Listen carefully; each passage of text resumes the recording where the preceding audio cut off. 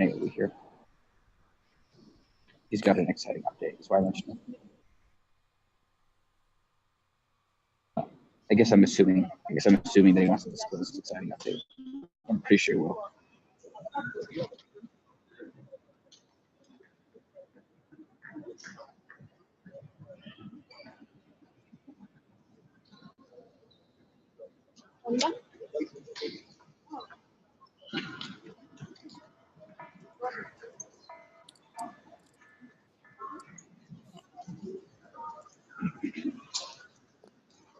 Okay.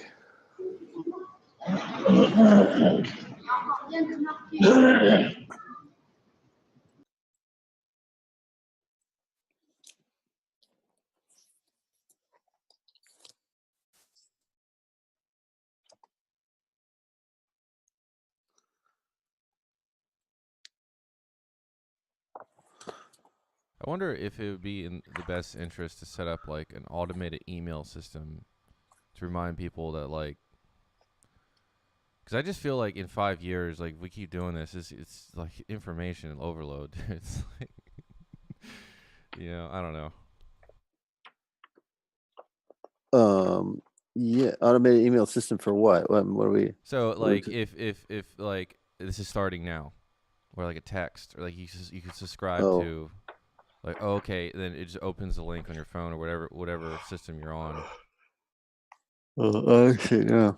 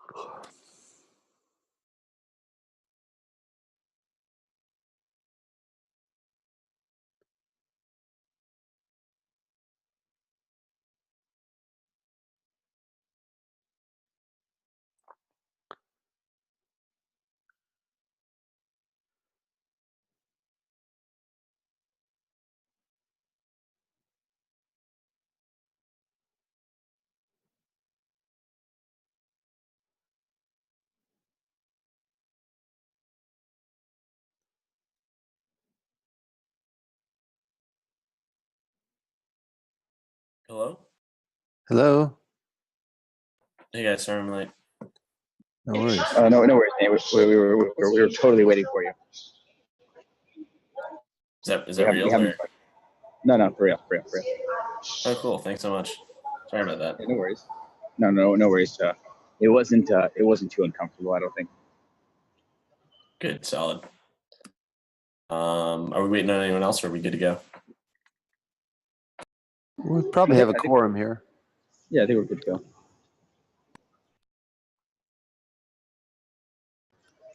Cool. So who wants to go first? I can go for it. I've been here in a couple weeks. Sweet. So I implemented a 3 shard version of like Vlad's spec that he showed last week. Notable things include so pretty much like there were no other changes to our code base with the exception of implementing this as a module, right? So what I mean by that is like, we have like the CBC framework, and like, we can come to consensus on an integer, we can come to consensus on, a bit, a blockchain, like this concurrent schedule thing. And then we were also kind of able to extend it so we can come to consensus on a sharded blockchain without making any other changes to the code base, which is cool. We did essentially, I implemented it in the same way I implemented those, which is just like, you implement, the message type, what a view looks like, and some other stuff, and that's it. As of now, the fork choice rule, right? Yeah, the estimator, yeah, the fork choice for sure. And the safety oracle.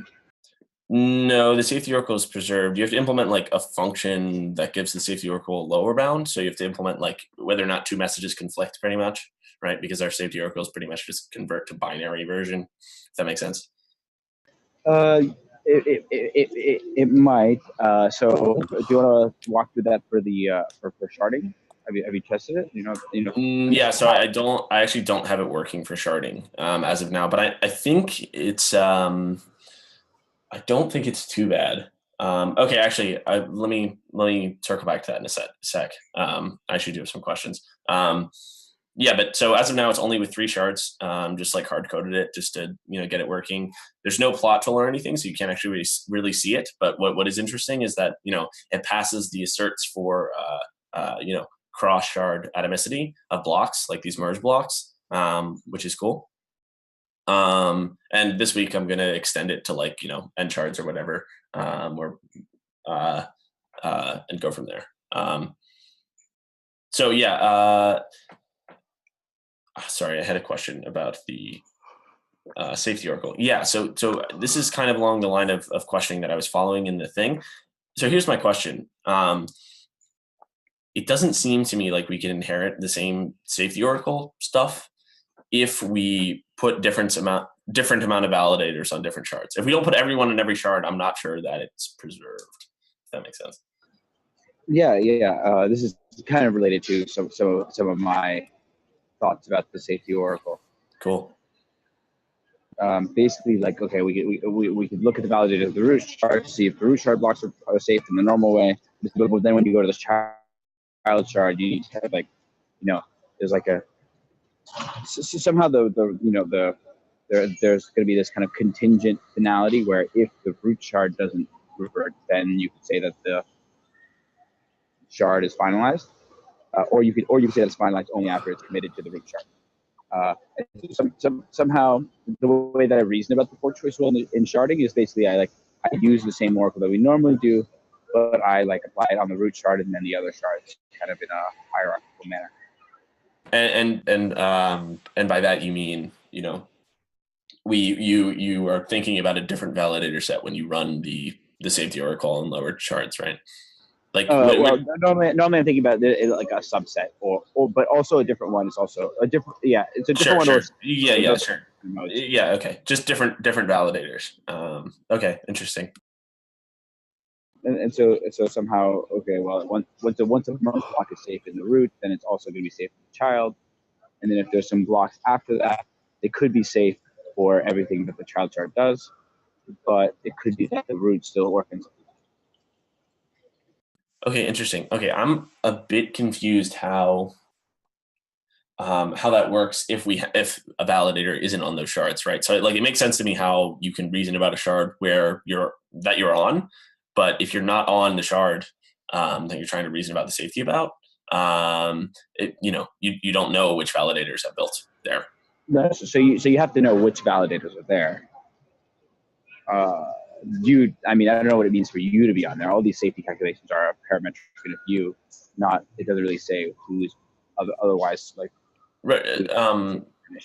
If the messages for a shard aren't in a view, then you cannot calculate safety on that shard, right? Yeah, except for in as far as it has a safe merge block in its parent shard. Okay, I see you. Okay, so follow-up question then, I guess, and I guess what was confusing me before, or I guess what confuses me about that is like, even though we made the same assumption, like we made a no invalid blocks assumption in our binary stuff, right? Like we don't check for invalid messages or anything, but and like all other protocols we do. But in this case, it seems like we can actually finalize invalid stuff. Whereas in the binary stuff, because everyone's looking at every message, that's not actually possible. So somehow, like right now, we haven't actually said which messages everyone looks at. But yeah, I mean, so validation is a bigger issue if not everyone's looking at everything. But just from the point of view of, oh look, we have a protocol with this charted data structure, that doesn't actually say that not everyone is processing everything. The fact that nodes can be isolated to different shards is kind of, it factors into a different part of the protocol than just the kind of fork choice rule and the block structure. Yeah, I mean, so then I guess it just doesn't really make sense to me to say it preserves the same safety proof then.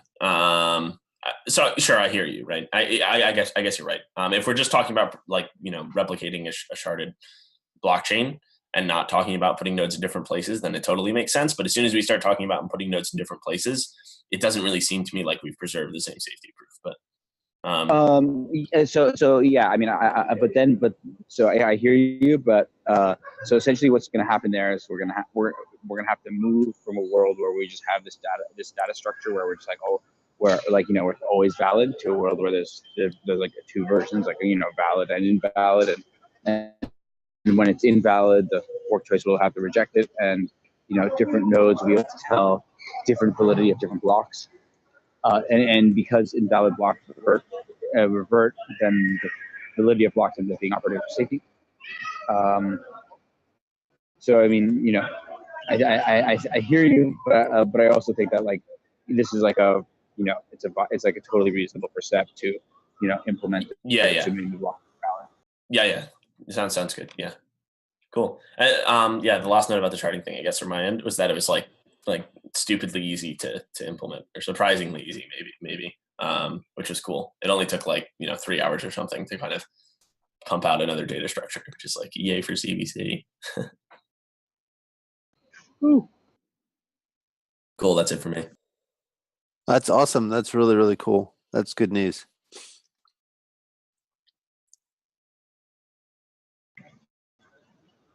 So I guess I could give an update because it's my update semi-related. I was in Berlin hanging out with Vitalik and Yoichi, and we did a bunch of kind of looking at sharding stuff and trying to figure out what is, which we're basically trying to look at. And I wouldn't say I have any really important findings to look at, but I'll share the kind of questions.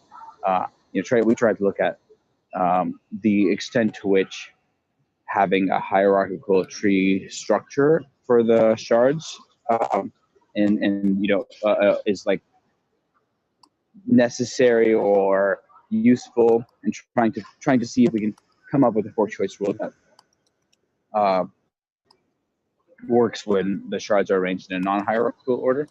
So for example, considering 2 shards or 3 shards, which are where none of them are really in a hierarchy.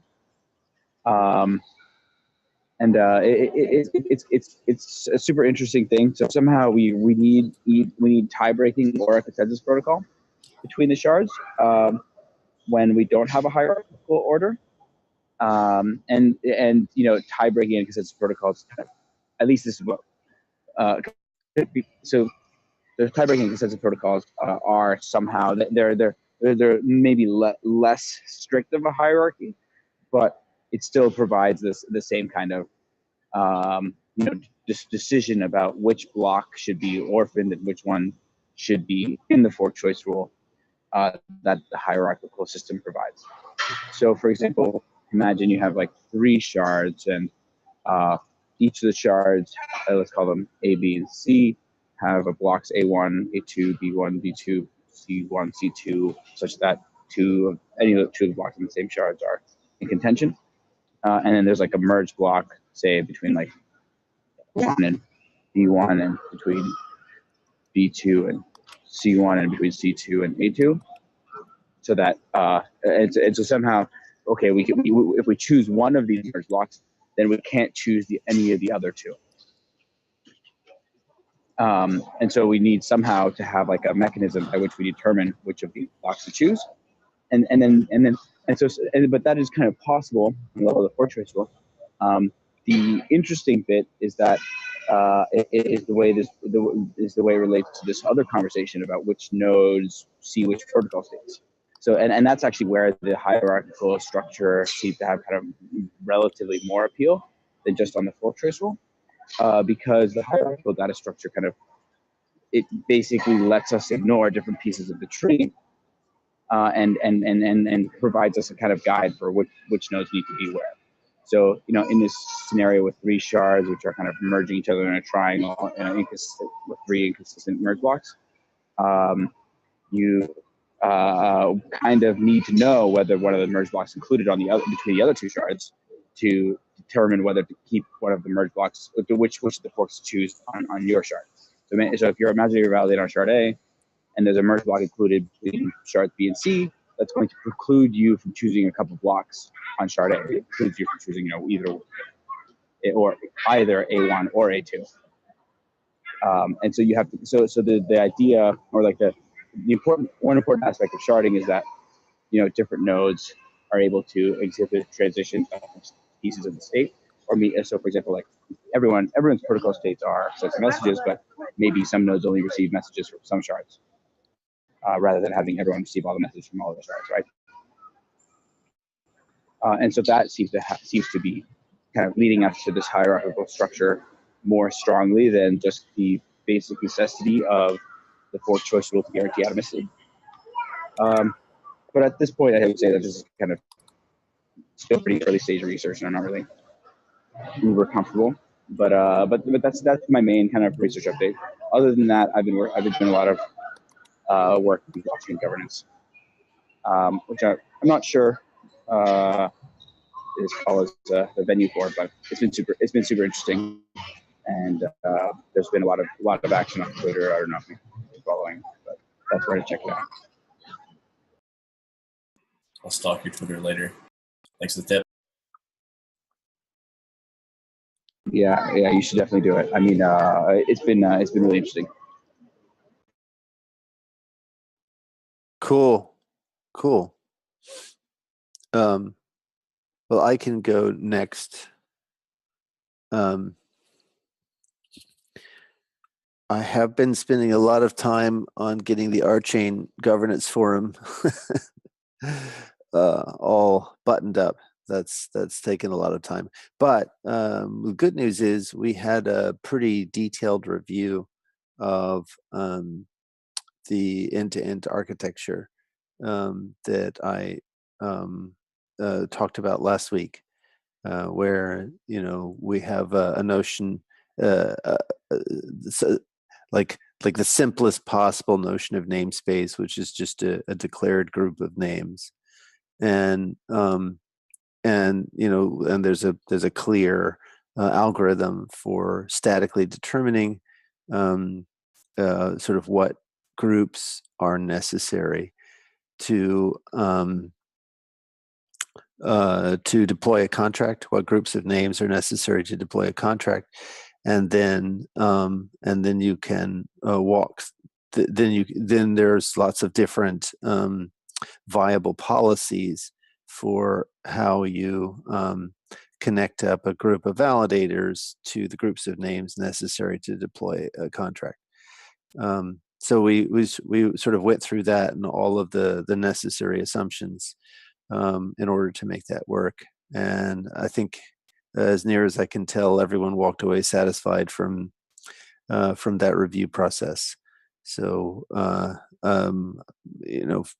it looks like we've got it passes muster, at least with respect to the team. So I'm pretty pleased about that. Michael, would you say that's an accurate reflection of the discussions? Yeah, I think everyone walked away pretty happy. I would say that nothing is concrete yet. Like for example, what names go in groups and how those groups are decided. Like I don't think that was specifically nailed down, and we didn't ever give a specific example of a mapping from names to validators, because that we just sort of said, this map needs to exist, and what you do in cases of the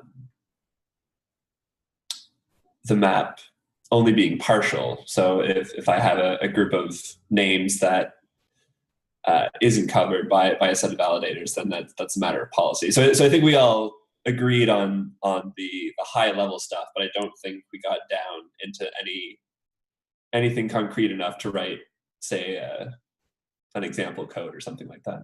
Oh, okay. So I would say that absolutely we have a very, very clear and well-established algorithm that's been vetted since whatever it was, the early 2000s, for how to get names to groups.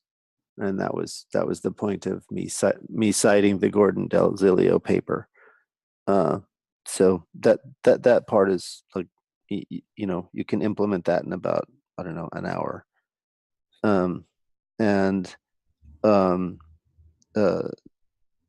So then what we're talking about is the map, and what I said was that there are basically only three possibilities, right? The first possibility is that if you don't have a group of validators or sub-collection of validators that supports all the groups, then you simply say this contract can't be deployed. That's the most restrictive form. And then at the other end, you have an assignment of validators to groups. So that's the sort of the most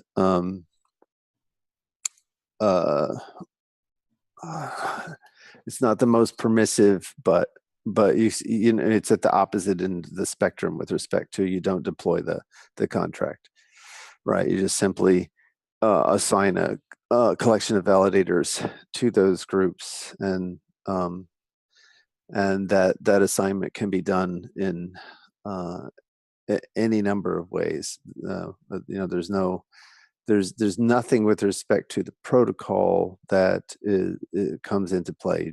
You can randomly pick them. You can pick them on the basis of load. You can pick them on the basis of a combination of load and other factors like stake. That's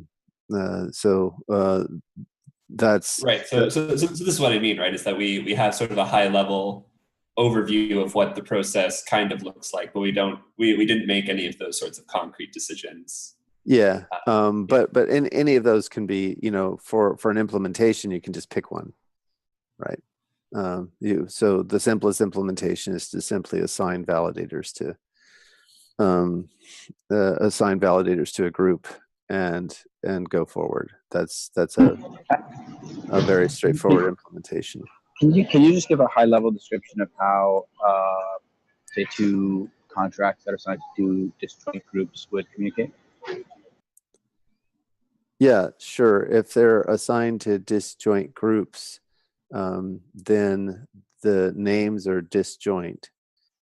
Since the names are disjoint, they don't have any names that they share. Since they don't have any names that they share, they can't talk to each other. Okay, so imagine they have like a single validator in common. But it's not about validators in common. That's kind of the whole point of this architecture. It's only about names. The names. Yeah. It's only about names that are in common. So in that case, you see what I'm saying? Yeah. So they have a name in common. Then do they need to have? But then they will need to have like. Then there has to be. Then there's a group that there's a name group that essentially is effective for the parallel composition of these two contracts, right? That has common name. And then therefore you have to have a validator set. Then you have to have a validator set that that supports that name group. And is that like validator set, could it be kind of like smaller than the validator set that supports Yes. Yes. the other names? Yeah. Okay. Yep. That's and are they gonna make a proposal to both to the consensus protocol in both namespaces? you cut in and out. I couldn't hear the last question. Are they going to make a proposed a single proposal that exists on both consensus protocols, or could it be two different proposals? How does it? It's all one consensus protocol. There's no separate consensus protocols. Yeah, right. One consensus protocol, but with two different validator groups that are supporting. So again, I think that the important thing is to remember that there's a distinction between the collection of validators and the collection of names. And then what we're talking about is the power collection of names and the power collection of validators.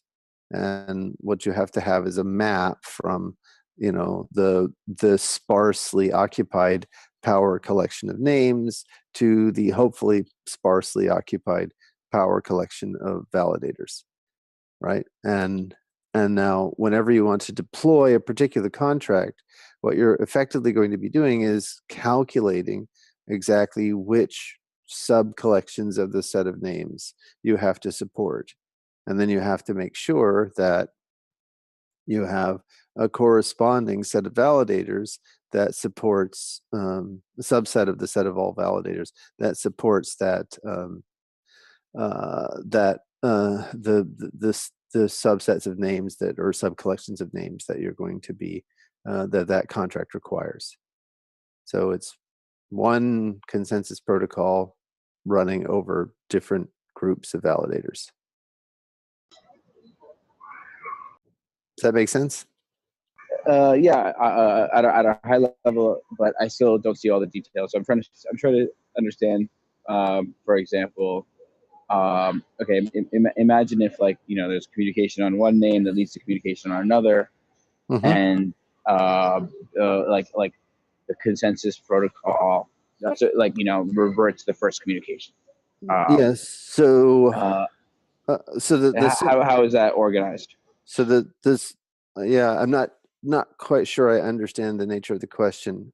But here's the let me just find it here.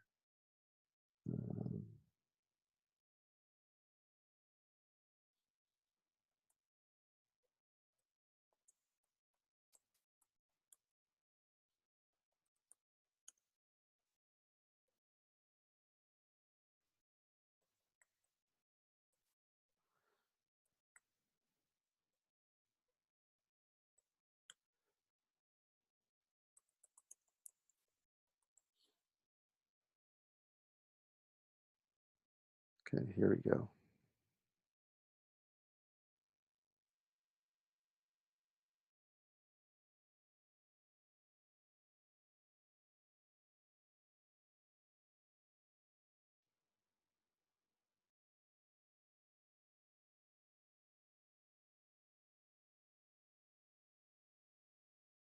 There we go. Okay. Sorry, I just wanted to be able to screen share. Here's Zoom. And here's screen share. Cool. All right. So first of all, if you can see my screen, here's a little algorithm.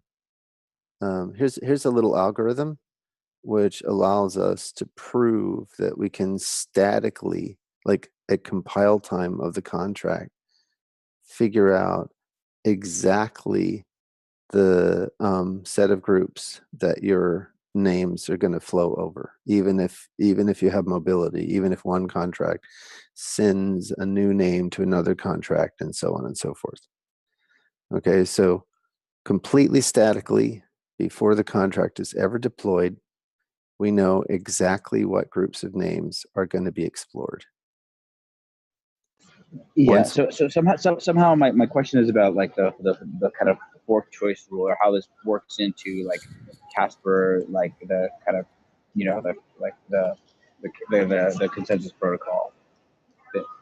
Yeah. So So again, once you have a set of groups that need to be supported, then you need a set of validators drawn from the total set of validators that are bonded for the protocol. You need that subset of validators that supports exactly those groups of names.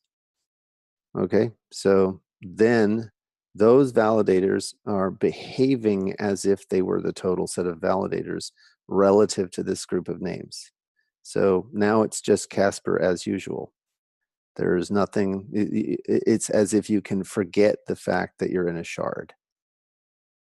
So the fork choice rule just works a la Casper. Why? Because we know exactly the total space of names over which we're conducting transactions. So there's you know, what we did was we calculated which validators are assigned to which transactions effectively. And so we sort of auto figured out which validators have to be involved, because we could upfront figure out which subset of the names we're concerned about with respect to any sort of collisions. But somehow you might have like you might have like somehow like that makes sense, given that you already have like a finalized state. But I imagine that like you have a bunch of transactions that are causally sequential, and such that the like fourth one has no names in common with the first one. Mm-hmm. And such that the reversion of the first one will revert the fourth one. And I'm wondering how the validator set on the fourth one will know about that. So again, what we're talking about is the total lifetime of the contract. We're not talking about like, over, like at this point it's one group, and at another point it's another group, and at another point it's another group. For the entire lifetime of the contract, we know the total set of groups of names that will be utilized for the execution of the contract. So if there's a reversion, then it's still inside that name group. And since it's inside that name group, it's inside that set of validators. And so there's no issue. So, but are you telling me that every contract needs to be causally isolated from everything outside of that name group? No, I'm saying that for any contract that is deployed, we know exactly which groups it's going to be touching before it's deployed. Okay. Yeah, I believe that. So therefore, you know exactly which groups to monitor for reversion. Correct. Exactly. You know which groups to monitor, and you assign validators to those groups. And so it's as if you have any like triangular kind of situations where like have like say like a contract A depending on two contracts B and C, and like B will depend on C, and say like C reverts something that in A. I don't know. Anyways, I don't exactly have the example in my head, but I'm just wondering about if you like what like. So I guess I'm just wondering if there's like any kind of like weird cases. Well, I mean, I'd love to see some weird cases. We tried to talk through all the weird cases we could think of in the review, but so far this seems to pass muster against all the edge cases that we could come up with. But if you have an edge case that you want us to consider, I'm more than happy to run the approach through the edge case. That would be really great. Okay. Yeah. So can you send me this PDF? Yeah, sure. Absolutely. Just email is great. Yeah, I'll send you the PDF, and yeah, sure, absolutely. I mean, there's another side of this that like I'm still And maybe you and Michael can help me with this. I sent I sent an email to Michael earlier this morning. Sorry, the picture was upside down, Michael. But this is a piece of desideratum that I'm really interested in with respect to the consensus, the core consensus piece. So when we this is a sort of a diagram of how bees make a decision with respect to different sites. And there's one feature that I'm currently not understanding how it's well supported in Casper. In the bees, you get a bunch of scout bees fly off to the different sites. Like let's say there are two sites, site A and site B, and then they come back, and depending on how enthusiastic they are for a particular site, they dance either more vigorously or less vigorously for the site. And as a result of the response to their sites, you get more bees going off to visit the site. But the important thing is that they're basically two features. The one feature is that the more bees that are visiting site A is mutually inhibitory with the number of bees visiting site B. Right. So, and the other piece of this is that the integration is leaky. So after a bee has danced for site A for a while, it ceases to dance for site A. It's just, it loses interest. Which means there has to be this kind of steady increase in the interest in A for there to be for A to remain a viable candidate. So this sounds to the things that this makes me think of is like validated rotation in blockchain rent, where basically like you kind of validators assign different contracts, and contracts that like aren't used like will eventually go away. It's sort of, but I'm just talking about just like one, suppose you have two different proposals, two competing proposals for a block, right? So that's site A and site B. Here's site A is a block, site B is another block, and they're competing in some way. Okay. And now you have some validators, some pool of validators that are, somewhat enthusiastic about block A. And you have another set of validators that are somewhat enthusiastic about block B. And depending upon the enthusiasm of those validators, some more validators will either investigate A or investigate B. Right. And this is mutually inhibitory. Why? Because the total number of validators is conserved. It's fixed, at least for some period of time. Right. So that's the kind of thing I'm looking for, is this mutually inhibitory thing, but also the leakiness. Right. So after a certain point, what we'd like to see is that validators kind of lose interest. And so you'd have to have more validators from the total set getting interested in one of the proposals or the other in order for it to remain viable as a proposal. So, I mean, this sort of map, this is a real world consensus protocol that's been pounded on by millions of years of evolution, right? So I'm very likely to trust it because I can see, that bees work out pretty well as a mechanism. Even when they're attacked by colony collapse disorder, they work out pretty well as a mechanism. So it's a really interesting real world model of consensus that has been doing its job for hundreds of thousands, if not millions of years. Really like to. So somehow I think this is a more conditioned than that's problem. Because in consensus, we don't have any preference over the outcomes as long as there's consensus on one of mutually exclusive outcomes. There's no preference over outcomes as long as there's consensus on the mutually. There's literally the bees are in a swarm. They have to decide in a very short period of time which site to go build a hive in. They don't know. But there is preference. difference in the bee. I thought they're trying to express like which one's better. Yeah. Just they like they want to pick the one with more flowers so that they can make more honey and this kind of thing. No.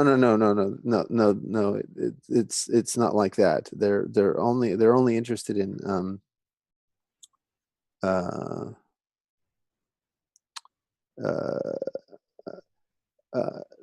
you can abstract the preferences in the same way that there are incentives. The preferences that we're talking about can be in perfect alignment with incentives with respect to blocks, right? So validators are absolutely incentivized with respect to blocks. They're certainly going to pick blocks which maximize their transaction fees. And validators which don't do that will be kicked out of the game very soon.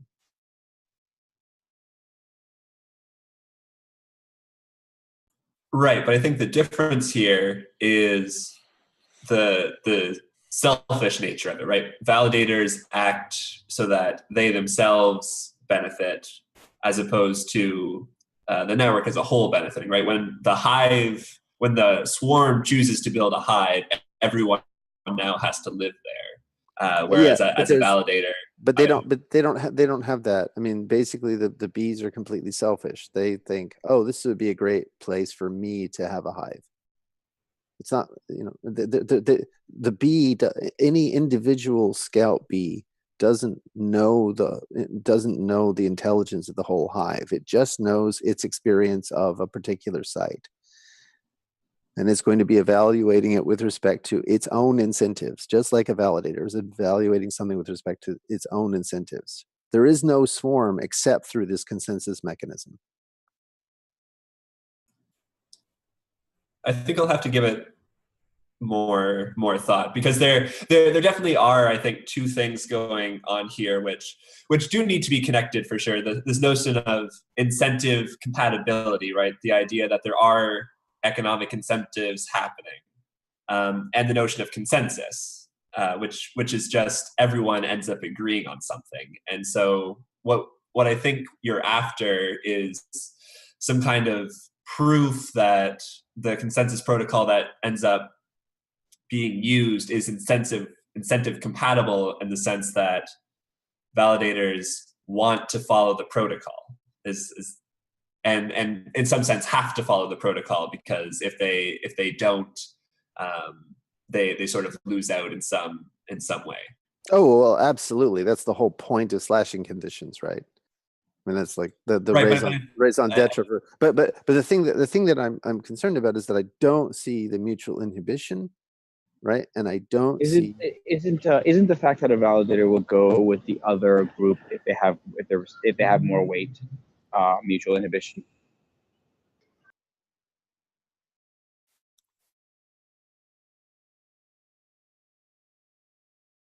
Somehow, like more weight on B will reduce the amount of weight on A. More weight on A will reduce the amount of weight on B. At least, like, in the sense of like, if a validator who believes that block B is in the chain ends up seeing more weight on the chain with block A, which is in contention with B, then they'll switch to A. But at the same time, some validator on block A could be switching to a validator on block B, because this is kind of what happens when things are private. Different validators will kind of disagree about which one has a majority, or they'll have the potential to disagree in the future by seeing new messages to make it look like the majorities on it. I'm sorry, you cut out a bit. It's not just bivalency. It's the fact that you have bivalency and you have so there are three things that have to come together to begin to mimic what goes on with bees. And by the way, the exact same thing goes on in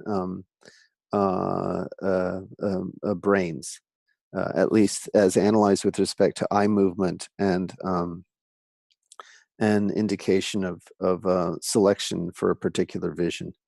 So you can get almost an identical diagram analyzing eye movement in monkey brains, where instead of bees you have neurons. So there's something really fundamental about this as a consensus process, or at least that's the evidence that's accumulating from the biological data that's being surveyed in the studies that I'm reading. So the important thing is that it's not just that you have two states, but that if you join one state, you cease joining the other. And the third thing that's really important is that the stickiness is leaky. Once you've expressed an opinion, you kind of cease to be interested. So those are all three things come together to create a sort of pressure on the consensus process that is that makes it converge fast enough. And if you play, actually, they what's his name?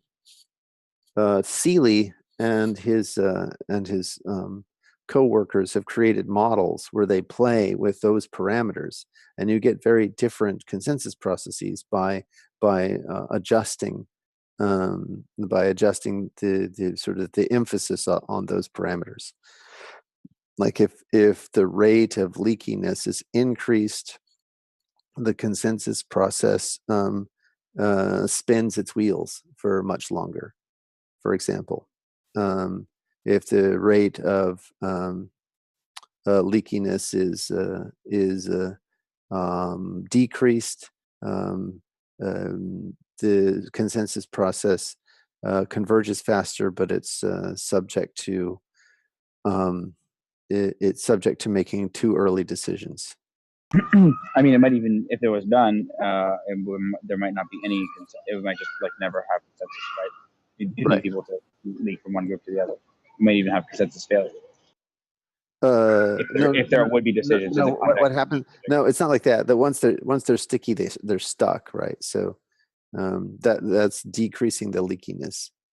So they don't go back and forth, back and forth, back and forth. Yeah, but if you decrease it to zero, they never switch from one to the other. Right, exactly. That's what I mean. And so in that situation, basically, you either never get consensus or you have failure. Yeah. So for example, I don't see the leakiness in the existing Casper, and I'm not sure. Yeah. So I actually kind of do actually. So somehow, to me, like the analogous thing is basically like, well, how long do you wait before you propagate blocks around? How long do you wait before what? I couldn't. You make a block from like every 10 minutes, like with a Poisson process, like Bitcoin does. If every block comes every 10 minutes with a Poisson process, then you're going to have much less back and forth, much less possibility of being bivalent. So somehow I think the rate at which validators produce blocks might be the analogy here, because if we produce blocks really fast, then it's much easier to be in a situation where you and I never agree on what the longest chain is, because mine is longer from my point of view, yours is always longer from your point of view. If we make blocks really slowly, yeah, I think what you're saying is that you could back into a notion of leakiness from a specified rate of blocks. Mm-hmm. Yeah, in general, I think like when blocks arrive where is going to determine how validators switch from A to B and back. Yeah, but leakiness is not switching. Leakiness is something else. Leakiness says I'm just not interested anymore. Okay. Yeah. So they're not switching. They're not switching. So that's kind of the point. So in order to continue to have, again, essentially what's happening is the number of beads visiting a site A, or the number of neurons, flipping to a particular state,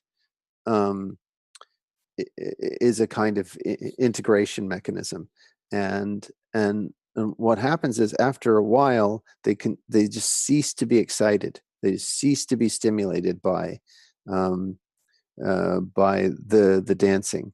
So there has to be more bees drawn from the potential pool of scouts to keep either one of these options viable. Yeah, I mean, I at the moment I don't see why something like that would be useful. I mean, somehow, like, forcing the validators to continue. Like it seems like a nice way to guarantee liveness. Escalation and having more validators come in seems like it's a potential scalability bottleneck or scalability. So yeah, intriguingly, right? Though this is to the best of our ability a good abstraction, a good way to describe what's going on in these real world, honest to God consensus protocols where you have life or death kinds of stuff writing on them, right? If the swarm doesn't find a place to nest, the hive dies. And so it's really got a short period of time before. Likewise, if the monkey eye misclassifies the direction of a particular object, the monkey dies. And so it, these are kind of mission critical consensus processes, which is why I'm studying. But they do exist in a synchronous environment with like a different resource constraints, and so it's not going to be exactly. No. The beehive is completely asynchronous. Well, no, it's not. It's not in the sense of consensus protocol asynchronous. It's different than computer science asynchronous. I mean, than like traditional programming. No, really, it's exactly. No. The speed of light is constant, and there's like a really strong synchrony in like the time that it takes for like a bee to observe another.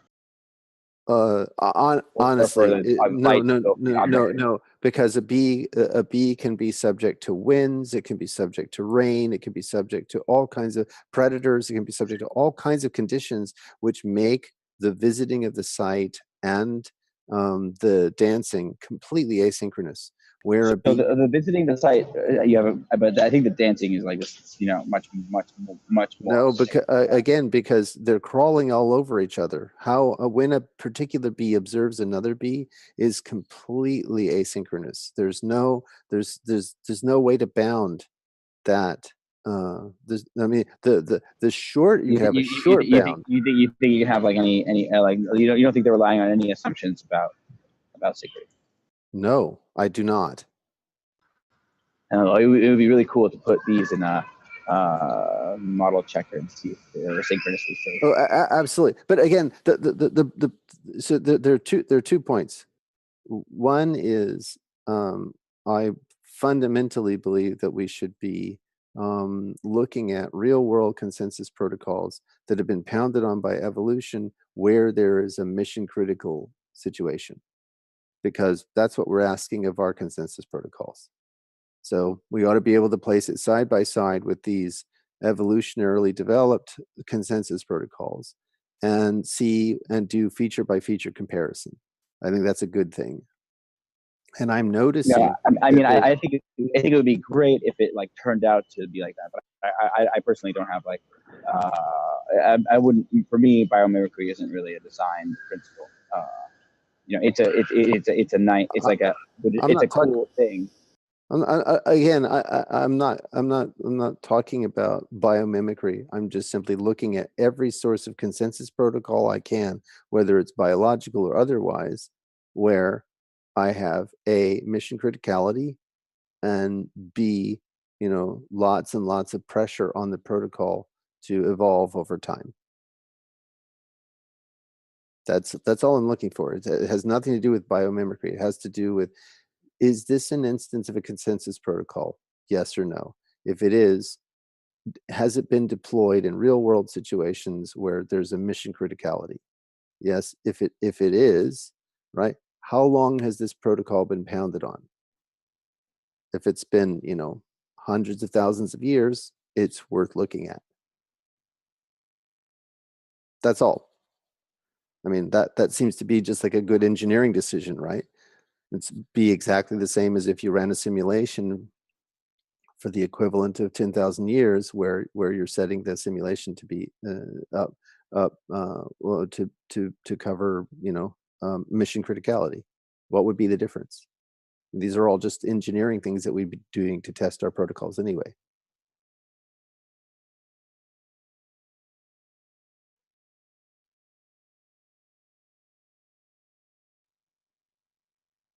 Did I lose everyone? No. No, I'm still here. I'm happy to look at this some more. I think it's super interesting for sure.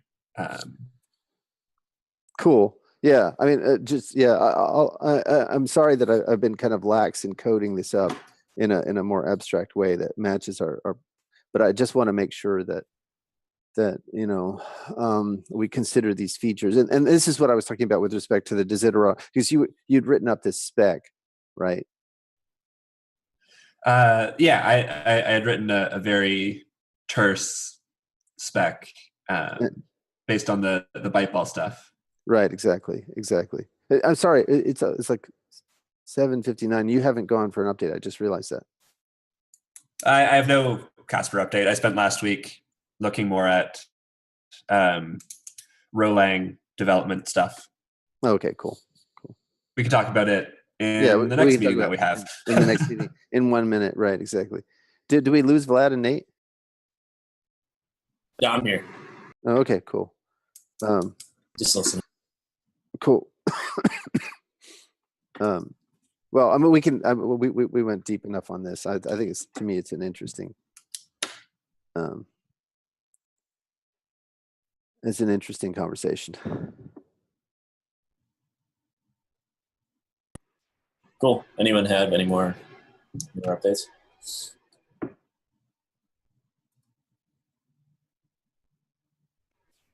All right. Sweet. Cool. Thanks, guys. Thanks. See you guys next week. Yeah. Ciao. See you guys. Oh.